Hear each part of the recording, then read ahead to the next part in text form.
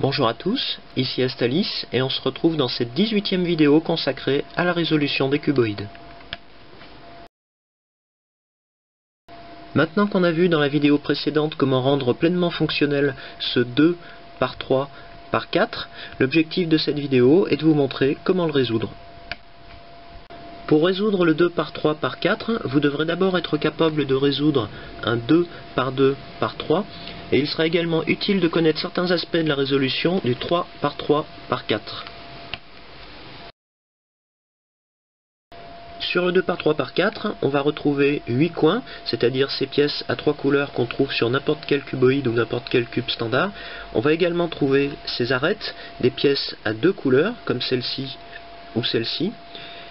Et on va également retrouver des centres, mais seulement sur les faces qui comportent 4 fois 3 pièces, comme celle-ci. Ici on a bien 2 centres, 2 pièces de couleur unique, ici verte, et on va trouver sur la face opposée 2 centres bleus. Sur le 2 par 3 par 4, on retrouve la possibilité qu'ont certains autres cuboïdes de changer de forme au cours de leur résolution. Si je choisis par exemple cette face de 4 fois 3 pièces, je constate en la faisant tourner de 90 degrés, comme ceci, que je ne peux plus ensuite utiliser les autres rotations du cuboïde.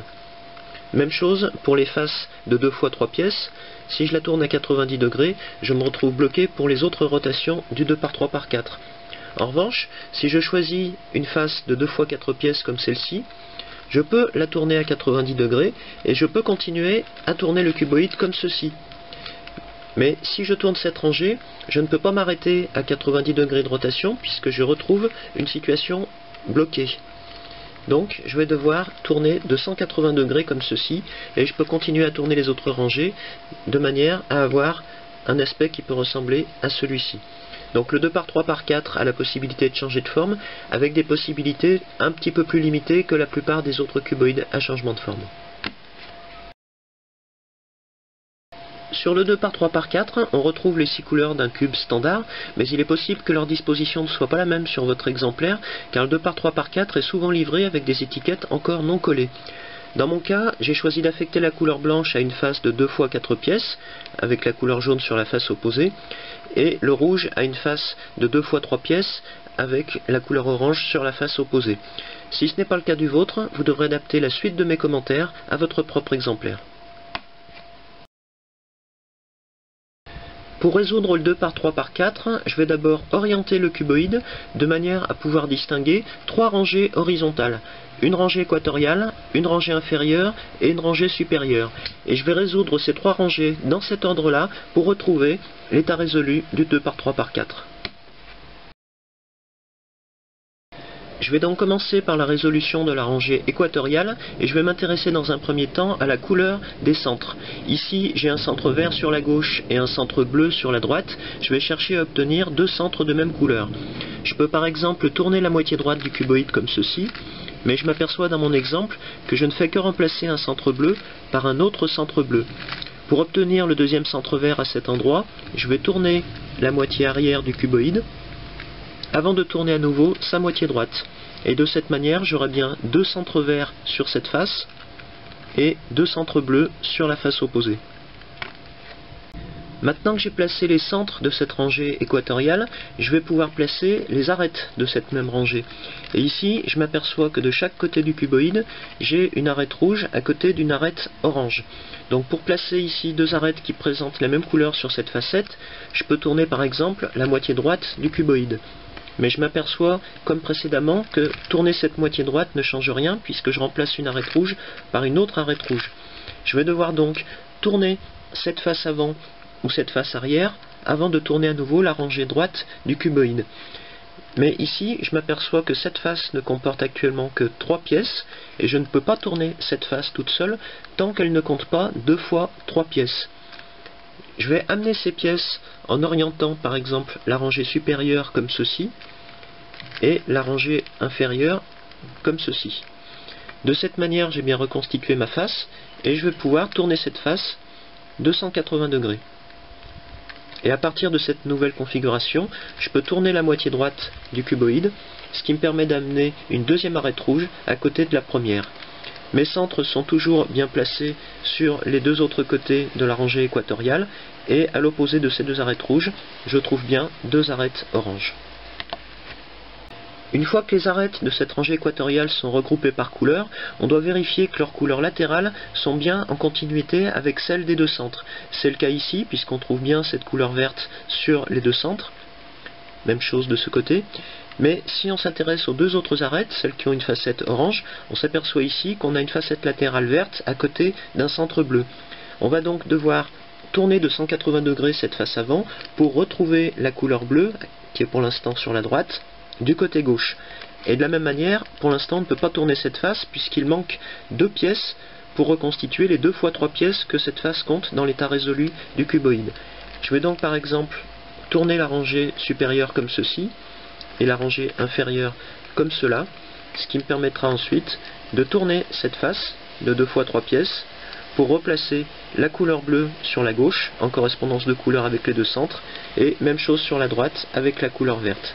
Et de cette manière, on aura résolu l'ensemble de la rangée équatoriale. Pour la suite de la résolution, on va revenir sur l'architecture du 2 par 3 par 4, et notamment sur le fait que quelle que soit sa forme, dans un état quelconque comme celui-ci, on peut toujours trouver dans sa partie centrale l'équivalent d'une tour de 2 x 2 x 3 pièces, soit exactement l'architecture de ce 2 par 2 par 3 que j'avais mentionné en introduction. Mais pour la suite de la résolution, on ne va pas s'intéresser à ces pièces centrales, mais à toutes celles qui dépassent, c'est-à-dire les coins, en particulier les coins de la rangée supérieure et de la rangée inférieure, et on va les mettre en place dans ces deux rangées, exactement comme on mettrait en place les coins d'un 2 par 2 par 3. Si je commence par la rangée inférieure, je vais trouver 4 coins qui sont disposés ici sur mon exemplaire, et la première chose que je vais chercher à faire, c'est de savoir de quelle couleur doit être leur facette inférieure, c'est-à-dire blanche ou jaune, puisque je n'ai aucun centre sur cette face pour me guider. Pour ça, je vais prendre l'un des coins, par exemple celui-ci, et je vais chercher, en tournant la rangée inférieure, à obtenir une correspondance de couleur. Ici, je m'aperçois que la facette rouge est en correspondance de couleur avec celle de l'arête dans la rangée équatoriale, mais je constate que je n'ai ici pas les deux mêmes couleurs sur cette facette latérale, ce qui revient à dire que ces deux pièces ne sont pas censées se trouver l'une au-dessus de l'autre, ce qui revient également à dire que cette facette jaune qui se trouve ici ne correspond pas à la couleur qu'aura cette face dans l'état résolu du cuboïde. Si je pars d'un autre coin qui comporte cette fois-ci une facette blanche du côté inférieur, je peux tourner cette rangée inférieure pour venir placer ce coin au-dessus, ou au-dessous plutôt, de l'arête qui comporte cette même facette orange. Et là, je constate que j'ai bien une correspondance de couleur sur cette autre facette, ce qui revient bien à dire que le blanc sera la couleur de ma face inférieure sur le cuboïde. Maintenant que j'ai placé un premier coin blanc dans la rangée inférieure, je vais chercher à placer le coin suivant qui sera immédiatement à sa droite. Je sais que ce coin aura une fois placé la couleur blanche vers le bas, la couleur orange vers l'avant, et sur sa troisième facette, je trouverai la couleur opposée au vert dans l'état résolu du cuboïde, c'est-à-dire le bleu. Je vais donc chercher ce coin blanc dans la rangée supérieure du cuboïde. Le coin blanc que je cherche est ici, et pour l'instant il se trouve à l'aplomb du premier coin blanc que je venais de placer. Je vais donc devoir décaler ce coin d'un cran vers la droite, comme ceci, et je vais pouvoir ensuite le redescendre dans la rangée inférieure avec le même algorithme qu'on a vu dans le cas du 2 par 2 par 3. Ri, ta, doit, par, ti, rin. Au terme de cet algorithme, on constate deux choses. D'abord, on a bien mis en place ici le deuxième coin blanc à côté du premier, et on a bien correspondance de couleurs. Mais on constate qu'on a également obtenu une inversion des arêtes droites ici, un phénomène qu'on a déjà vu sur bon nombre de cuboïdes dans les vidéos précédentes. Si je m'intéresse maintenant au coin suivant, qui va être ici, je vais conserver les arêtes inversées du côté droit du cuboïde, et je vais tourner la rangée inférieure comme ceci. Mon coin blanc qui se trouve ici a une facette bleue, Je vais donc chercher dans la rangée supérieure un autre coin blanc qui possède une facette bleue. Je m'aperçois qu'il se trouve ici. Je vais donc l'amener à cette position et je vais répéter l'algorithme qu'on vient de voir. Ri, ta, doigt, par, ti, rin. Mes deux arêtes de la rangée équatoriale sont à nouveau de même couleur puisque j'ai inversé les deux arêtes droites, et en orientant la rangée inférieure comme ceci, je vois que j'ai bien obtenu une correspondance de couleur pour le troisième coin. Il ne reste plus qu'à placer le dernier coin blanc manquant qui sera celui-ci, et je vais donc partir de cette position. Je n'ai donc plus qu'un seul coin blanc à placer, mais je sais qu'en plaçant ce dernier coin, je vais à nouveau venir inverser les deux arêtes droites du cuboïde, ce qui n'est pas une situation que je souhaite. Donc pour contourner cette difficulté, avant de placer le coin blanc ici, je vais venir placer un coin jaune dans un premier temps, peu importe lequel. J'aurai donc inversé une première fois ces arêtes, et en replaçant le coin blanc dans un deuxième temps, j'obtiendrai une nouvelle interversion de ces arêtes et je retrouverai mes deux arêtes rouges côte à côte dans la rangée équatoriale. Donc si j'applique ce que je viens de dire, j'ai ici un coin jaune que je vais venir placer en bas. Ri, ta, doigt, par, ti, rin. Je me retrouve avec une arête orange sur la droite, j'ai placé le coin jaune à cet emplacement. Le dernier coin blanc que je veux placer est ici. Je le décale sur la droite et je vais le descendre à son tour. Ri, ta, doigt, par, ti, rin. Je constate que mes quatre coins blancs sont à leur place, et j'ai bien retrouvé deux arêtes rouges sur la face avant du cuboïde. Parfois, on pourra rencontrer le cas où on a bien quatre coins blancs dans la rangée inférieure, mais tous ne sont pas à leur place compte tenu des correspondances de couleurs à obtenir avec les pièces voisines. Dans ce cas-là, on devra prendre un coin blanc pour le remonter dans la rangée supérieure avec le même algorithme, et ensuite on pourra le redescendre à son emplacement correct. À ce stade de la résolution, on ne va pas s'occuper des quatre pièces centrales de la rangée inférieure, on va directement passer à la résolution de la rangée supérieure, et en particulier à la résolution de ses coins. Si j'inspecte les coins de cette rangée supérieure, je vais chercher deux coins consécutifs qui présentent deux couleurs identiques. Ici, en tournant le cuboïde, je m'aperçois que j'ai ces deux coins supérieurs qui présentent une facette orange. Je vais dans un premier temps tourner la rangée supérieure de manière à placer ces deux coins en correspondance avec les deux pièces du dessous dans la rangée équatoriale. Et cette situation revient à dire que je dois permuter entre eux maintenant ces deux coins, les deux derniers coins de la rangée supérieure. Et pour ça, on va utiliser un algorithme qu'on a déjà vu sur d'autres types de cuboïdes. J'applique ici cet algorithme. Ri, ta, a deux parties, donc par, ti, par, ti, d'avance, et toi une par, ti, de, re, ta, rin. Et en orientant la rangée inférieure, on constate qu'on a bien placé les quatre coins de la rangée supérieure et qu'on a rendu sa forme initiale au cuboïde.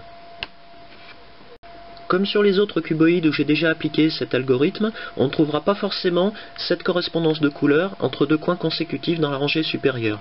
Dans ce cas-là, on partira d'une orientation de départ quelconque de cette rangée pour permuter les deux coins droits, et une fois qu'on aura établi cette permutation, on retrouvera une correspondance de couleurs entre deux coins consécutifs qu'on pourra isoler dans la moitié gauche pour permuter une dernière fois les deux autres coins. Et on retrouvera quatre coins bien placés dans la rangée supérieure.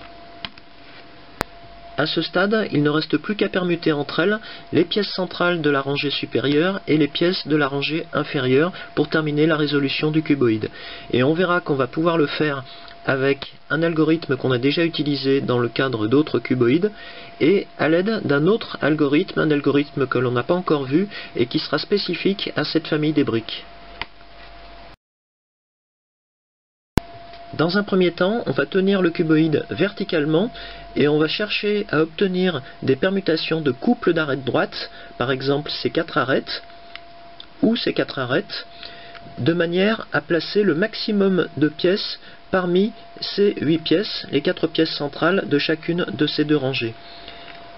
Ici, je m'aperçois par exemple que j'ai une arête jaune et verte de ce côté, du côté de la face bleue, et ici une arête jaune et bleue du côté de la face verte. Si je permute ces deux, j'aurai 2 pièces bien placées, mais en même temps je vais devoir permuter ces 2 pièces. Et je m'aperçois là aussi que j'ai une arête jaune et bleue qui est sur la mauvaise face, la face verte, et qui va se retrouver du côté de la face bleue. Donc je vais choisir dans un premier temps de permuter ces 2 couples d'arêtes. Pour ça, je vais procéder exactement comme sur le 3 par 3 par 4. Lorsque je dois permuter ces couples d'arêtes, je vais tenir le cuboïde comme ceci et appliquer l'algorithme correspondant. Sur le 2 par 3 par 4, c'est bien ces arêtes que je souhaite permuter, donc je pars de cette position et j'applique directement l'algorithme. Des thunes, si je refais des thunes, tu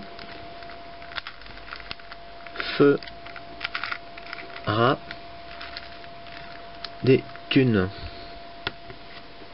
Je peux vérifier à partir de cette position que j'ai maintenant 1, 2, 3 pièces bien placées parmi les 4 pièces centrales de cette rangée. Ici, j'ai choisi de permuter ces couples d'arêtes. J'aurais pu de la même manière permuter ces couples d'arêtes en orientant le cuboïde comme ceci. Étant donné que cet algorithme n'utilise que des rotations à 180 degrés, j'ai le choix pour une brique comme ce 2 par 3 par 4.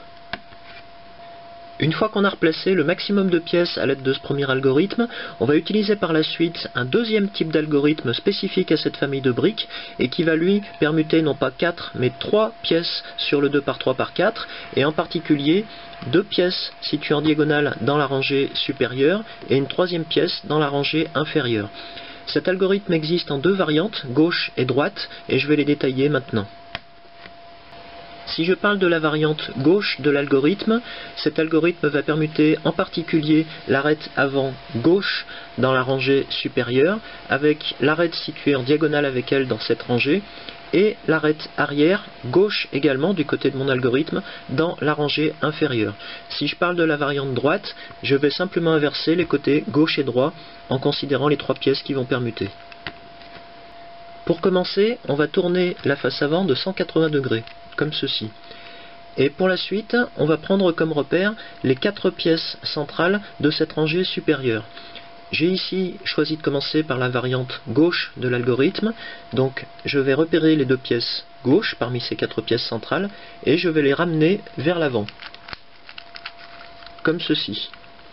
Et une fois que ces pièces sont ramenées vers l'avant, je vais tourner la moitié du cuboïde correspondante, c'est-à-dire la gauche dans mon exemple, comme ceci. Ensuite, je vais faire la même chose, mais cette fois-ci du côté droit. Je prends comme repère ces 2 pièces droites, je les amène à l'avant et je tourne la moitié droite. Et je recommence. Moitié gauche, donc j'amène ces pièces à l'avant, je tourne la moitié gauche, moitié droite, je prends ces 2 pièces droites que j'amène à l'avant et je tourne la moitié droite. La séquence de rotation que je viens de faire est importante puisqu'on va la retrouver presque à l'identique dans la suite de l'algorithme. Et je termine cette partie de l'algorithme en tournant à nouveau la face avant, comme ceci. Pour la suite de cette variante gauche de l'algorithme, je vais tourner une rangée de la moitié gauche du cuboïde, mais ce sera cette fois-ci la rangée interne, uniquement cette rangée, que je vais tourner comme ceci. Et je vais tourner une nouvelle fois la face avant, ça sera la 3e et l'avant-dernière fois. Mon algorithme est la variante gauche cette fois-ci, je vais tourner la moitié opposée, c'est-à-dire la moitié droite, ce qui va me permettre de rapprocher ces 2 coins ensemble. À partir de cette nouvelle position, je vais reprendre exactement la séquence de rotation qu'on a déjà vue au début de l'algorithme. Ma variante est la variante gauche, Donc je vais amener ces deux pièces gauches vers l'avant. Je tourne la moitié gauche. Même chose à droite. J'amène les pièces droites à l'avant. Je tourne la moitié droite. À nouveau à gauche. Je tourne cette moitié gauche. Dans la moitié droite, j'amène ces deux pièces à l'avant. Et cette fois-ci, je vais m'arrêter là puisque j'ai retrouvé la forme initiale du cuboïde. Il ne me reste plus pour terminer qu'à tourner une dernière fois la face avant. Et la toute dernière rotation sera la rotation de la rangée interne du côté de l'algorithme. Donc ici, pour ma variante, ça sera la rangée interne gauche. Si je regarde de plus près le 2 par 3 par 4, je constate que j'ai bien permuté entre elles ces deux arêtes supérieures et cette arête inférieure, et le sens de la permutation a été celui-ci. L'arête qui se trouvait ici a remplacé celle-ci, qui elle-même a remplacé celle-là à l'arrière du cuboïde. Si j'applique maintenant la variante droite de cet algorithme, voilà ce que ça donne. Je commence par tourner la face avant, je ramène les pièces droites devant, je tourne la moitié droite, je ramène les pièces gauches devant, je tourne la moitié gauche, je ramène à nouveau les pièces droites devant, je tourne la moitié droite, je ramène les pièces gauches devant et je tourne la moitié gauche. Je tourne ensuite la face avant, je vais permuter la rangée interne droite cette fois-ci, comme ceci, je tourne à nouveau la face avant, je tourne la moitié opposée, c'est-à-dire cette fois-ci la moitié gauche, et je reprends la séquence de rotation initiale. Je ramène les pièces droites devant, moitié droite, même chose à gauche, même chose à droite, je ramène les pièces gauches devant, j'ai retrouvé la forme initiale de mon cuboïde, je tourne la face avant, et je tourne la rangée interne droite pour terminer. Si j'inspecte à nouveau le cuboïde, je constate que j'ai bien permuté ces arêtes sur la face supérieure et l'arête arrière du côté droit, c'est-à-dire du côté de la variante de mon algorithme. Ce deuxième type d'algorithme spécifique aux briques est relativement long, mais finalement assez simple à mémoriser compte tenu de la symétrie de ces différentes rotations. En l'appliquant, on parviendra à résoudre directement le 2 par 3 par 4, ou on parviendra à se replacer dans une situation telle que celle-ci, où il ne reste plus qu'à permuter des couples d'arêtes à l'aide du premier algorithme qu'on a déjà vu, pour retrouver cet aspect résolu du 2 par 3 par 4. Maintenant que vous savez résoudre le 2 par 3 par 4, je vous donne rendez-vous dans une prochaine vidéo pour la résolution d'un autre type de cuboïde. A bientôt!